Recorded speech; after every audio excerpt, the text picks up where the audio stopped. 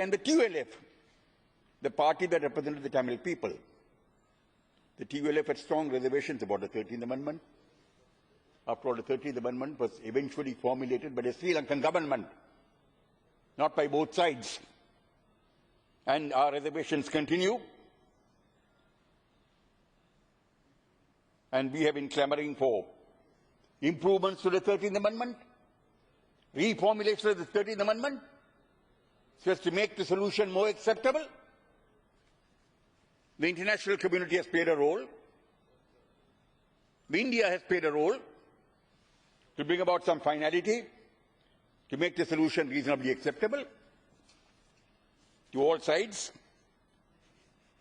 Because inevitably India, being our closest neighbor, and whose good office Sri Lanka accepted, has played the most prominent and important role in regard to the matter. Rest of the international community too has played a role. This role by the international community and by India have been accepted by the Sri Lankan government, and I do not think that can be a cause for complaint. I propose, sir, to deal with that role played by India and the international community in regard to the evolution of an acceptable political solution. And I think I can best do it by referring to some of the statements that were made in the course of this long process, which will throw much light on this whole question. And it must be remembered that both India and the rest of the international community played a role for the simple reason that we were not able to solve this problem ourselves. I will particularly deal with the period commencing 2006, when President Rajapaksa resumed office. In November 2006, Foreign Secretary Shiv Shankar Menon arrived in Sri Lanka and met with President Rajapaksa. He told the Sri Lankan President Mahinda Rajapaksa, that India looked forward to an early comprehensive political settlement of the ethnic issue. It must take into account the aspirations of all sections, including Tamils, he said. At his meeting with Menon, Mr. Rajapaksa gave details of the work being done by the All Parties Conference and the multi-ethnic group of experts to provide a framework for the resolution of the ethnic problem. So President Mahinda Rajapaksa gave Mr. Menon a report in regard to the work of the APRC and the multi-ethnic committee of experts. Then again, say in October 2008, Minister Basil Rajapaksa went across to India, consequent to some issues being raised pertaining to the war. And this is what the statement issued on that occasion says. Both sides discussed the need to move towards a peacefully negotiated political settlement in the island, including the north. Both sides agreed that terrorism should be countered with resolve. Indian side called for implementation of the 13th Amendment and greater devolution of power to the provinces. Mr. Basil Rajapaksa emphasized that the President of Sri Lanka and his government were firmly committed to a political process that would lead to a sustainable solution. That was the position in November 2008. And so, in July 2009, Prime Minister Manmohan Singh met with President Mahinda Rajapaksa at Sharm el-Sheikh in Egypt in the course of a conference. Prime Minister Manmohan Singh told the Rajya Sabha that the bulk of the meeting was focused on the plight of the Sri Lankan Tamils. We are deeply concerned. I explained to him, Rajapaksa, that we have legitimate concern about the welfare of Sri Lankan Tamils. It has a bearing on Sri Lanka's relations with India.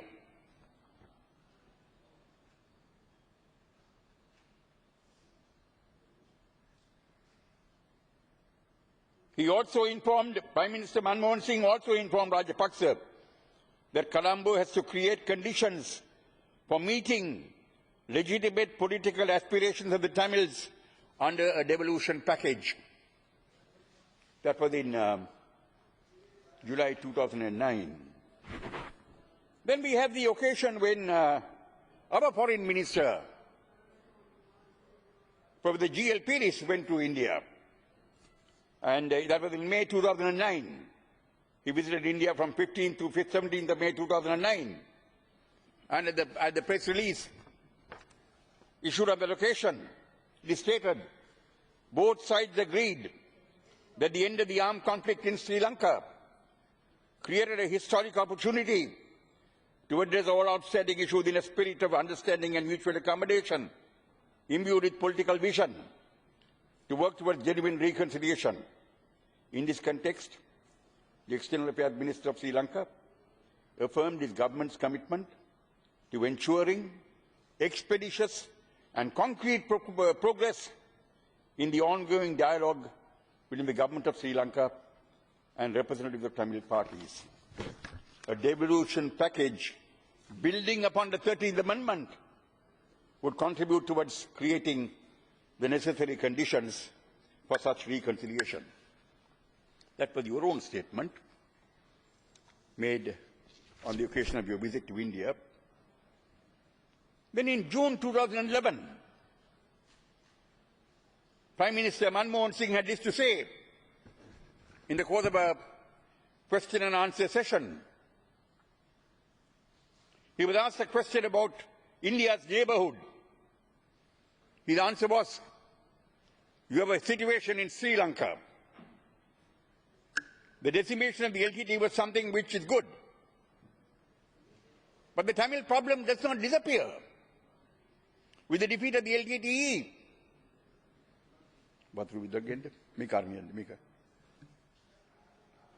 The Tamil population has legitimate grievances. They feel they are reduced to second-class citizens. And our emphasis has been to persuade the Sri Lankan government that we must move towards a new system of institutional reforms, where the Tamil people will have a feeling that they are equal citizens in Sri Lanka and they can lead a life of dignity and self-respect. It is not easy. Within Sri Lanka's population, there are hotheads. The singular chauvinism is a reality.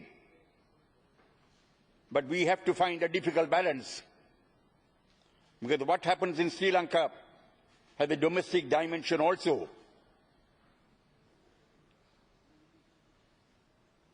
The Tamil Nadu government and assembly have often shown great worry about what is happening.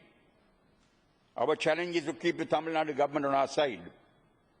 I have had good cooperation with Jayalalitha ji. I raised this matter with her the very first time.